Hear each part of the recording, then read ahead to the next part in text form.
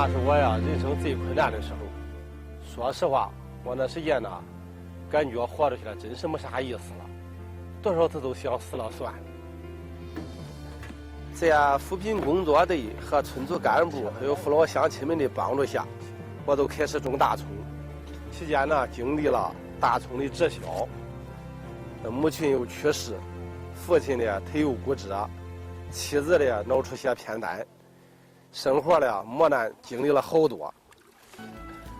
在我内心里啊，也慢慢的坚强起来了。我想连死都不怕了，那就好好与命运抗争一下吧。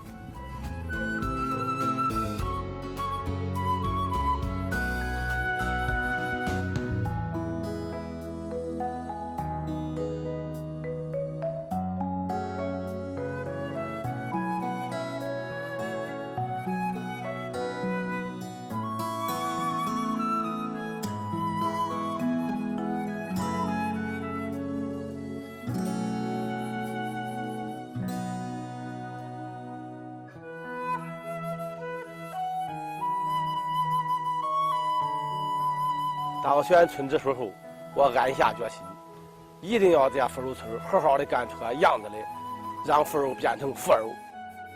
我感觉呀，我就是一个普通人，带领群众致富，也是回报乡亲们对我的支持。但国家和人民却给了我这么大的荣誉，我没有啥可说的，只有为富柔村倾尽所有，让富柔变得更富、更美、更亮。